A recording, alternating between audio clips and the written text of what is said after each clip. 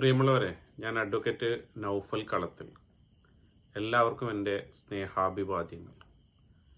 കഴിഞ്ഞ കുറേ ദിവസങ്ങളിലായി സമൂഹ മാധ്യമങ്ങളിലും പൊതു വാർത്താ മാധ്യമങ്ങളിലുമൊക്കെ യുവാക്കളുടെയും വിദ്യാർത്ഥികളുടെയും ലഹരിയുടെ അതിപ്രസരവും അക്രമവാസനയും കുറിച്ച് വ്യാപകമായി ചർച്ച നടന്നുകൊണ്ടിരിക്കുന്ന ഒരു സമയമാണ്. യഥാർത്ഥത്തിൽ കുട്ടികൾ വഴിതെറ്റാനുള്ള പ്രധാന കാരണം മുതിർന്നവർ അതല്ലെങ്കിൽ രക്ഷിതാക്കളാണ്. രക്ഷിതാക്കളാണ് കുട്ടികളെ നല്ല മാർഗത്തിലേക്ക് നടത്തേണ്ടത്.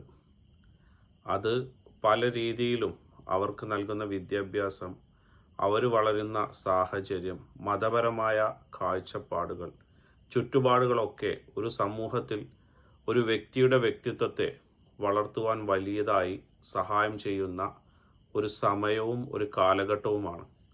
പക്ഷെ അതിൽ നിന്നെല്ലാം വിഭിന്നമായി രക്ഷിതാക്കൾ കുട്ടികളെ കൃത്യമായ മാർഗത്തിലൂടെ വളർത്താത്തതും ഒരു കാരണമായി മാറുന്നുണ്ടോ എന്ന് സംശയം. പല രക്ഷിതാക്കളും വലിയ തിരക്കിലും വലിയ ചുറ്റുപാടിലുമൊക്കെ ജീവിച്ചു കൊണ്ടിരിക്കുമ്പോൾ സ്വന്തം കുട്ടികളെ കൃത്യമായി നോക്കാനോ പരിചരിക്കാനോ കഴിയാത്ത ഒരു സമയത്തിലൂടെയാണ് നമ്മൾ കടന്നു പോകുന്നത്.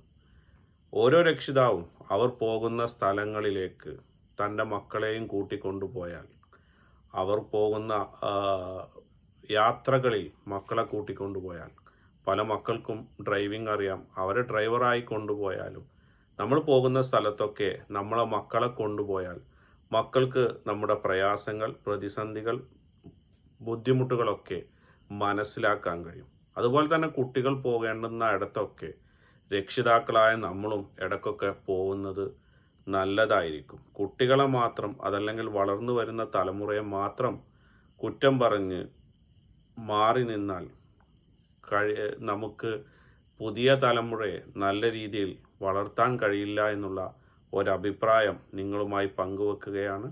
നന്ദി.